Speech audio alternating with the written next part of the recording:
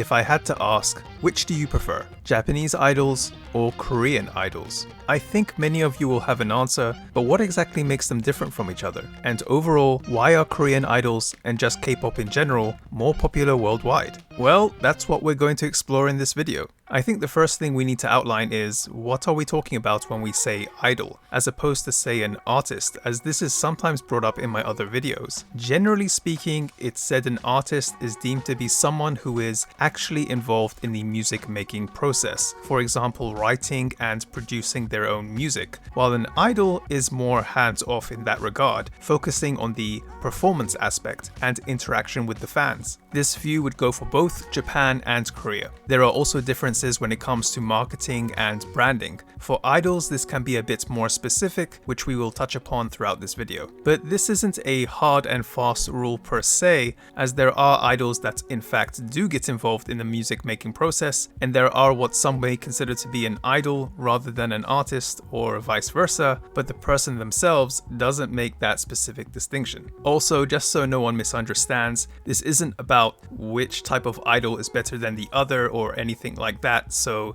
try not to take this too seriously. Anyway, let's get into it. Idols within Japan are set up to be viewed as those with aspirations and goals. They are young, premature, and not yet at that professional level. So of course, their fan bases want to support them, to watch them grow and blossom. This is especially when it comes to a fan's oshi, their favorite member. And by support, of course we mean in a financial sense too, by buying the idol's merch, going to fan meet and greets, as well of course going to their concerts, dancing away with their glow sticks.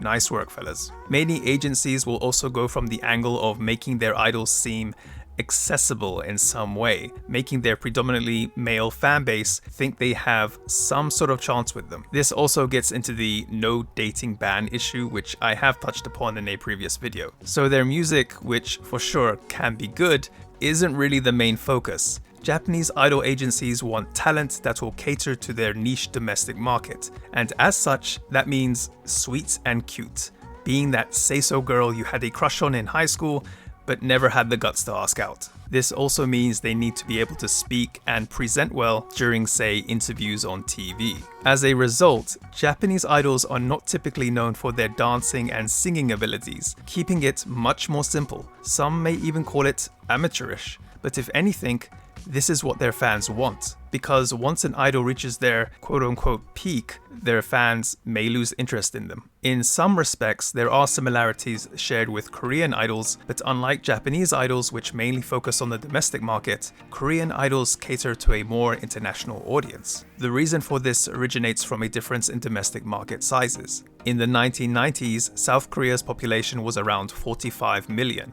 with Japan being well over 123 million. This meant that Japanese companies only really needed to focus on the domestic market to make money. But similar to other small nations, South Korea needed to look at things from an international perspective. Not only that, South Korea was caught up in the 1997 Asian financial crisis, with a number of large companies going under and South Korea's credit rating being greatly affected. As a part of an initiative to improve the country's image and financial growth, in the late 1990s, the South Korean government decided to pour millions of dollars into forming a Ministry of Culture that had a specific department devoted to K-pop.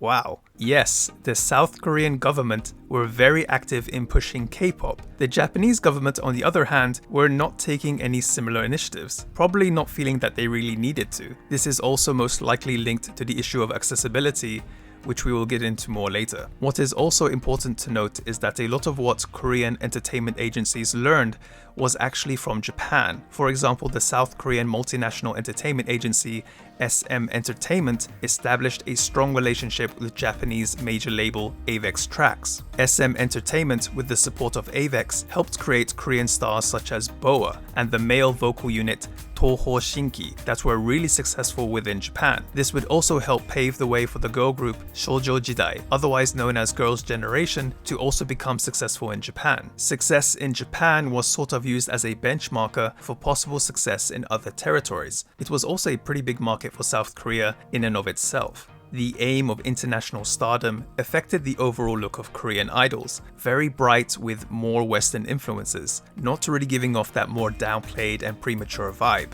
Also, unlike Japanese idols, Korean idols are known to excel in dancing and singing, like a well tight-knit unit. The reason being that before you can even make your Korean idol debut, you need to have gone through the rigorous idol trainee program. This is after you manage to successfully get a contract with an idol agency, which apparently is no easy feat in and of itself. You could spend months to even years as an idol trainee, where you will learn things like how to dance and sing. Apparently there are even foreign language lessons. These programs are noted to being pretty brutal, but if you successfully make it through, you will essentially have everything you need to make it on the world stage. So competition to get a contract and be an idol trainee is really fierce. However, comparatively speaking, Japanese idols get to experience a bit more variety in their activities. While Korean idols are essentially impressive dance and singing units, they aren't known to diverge that much from that. Japanese idols, on the other hand, are a bit more variety focused. For example, appearing in many movies and TV shows. Idols can even have their very own regular TV shows where they get to do many different things. Despite Japan being a group-focused society, there is actually a lot of focus on the individual personalities of idols and exploring that through different media. As I understand, there are exceptions, but Korean idols aren't as involved in as many activities, more strictly adhering to and keeping the image of being an idol group. Apparently, Korean idol groups normally live together in a dormitory provided by their company, making them easier to manage as a whole, but Japanese idols don't need to do this. When it comes to K-pop's popularity over J-pop, what we need to talk about is accessibility. For the longest time, it was really hard to get access to the music of J-pop stars, both big and small, outside of Japan, due to copyright. The vast majority of music sales in Japan were from physical formats like CDs, and with Japan's music industry being fragmented, for streaming services there were numerous companies to negotiate with to get licensing rights. Even for YouTube, users outside of Japan would often find a lot of J-pop content region locked. It also didn't help that marketing practices for a lot of smaller Japanese groups were quite obscure, meaning it was really hard to find more information about them without doing research. This has improved a lot over recent years, but with a mainly domestic focused mindset, promoting to overseas fans has still been lackluster. In comparison, Korea has made it really easy to access their music, with far less strictness when it comes to copyright. Considering all these factors, I think we can see why, generally speaking, K-pop has been able to do so well globally in comparison to J-pop. However, things are changing for Japan, and with the population on the decline, the importance of looking globally is something many companies are coming to understand.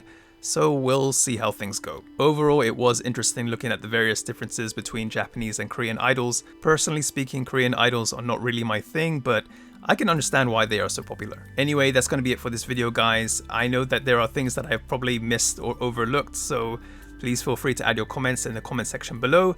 Until next time, thank you, bye, peace.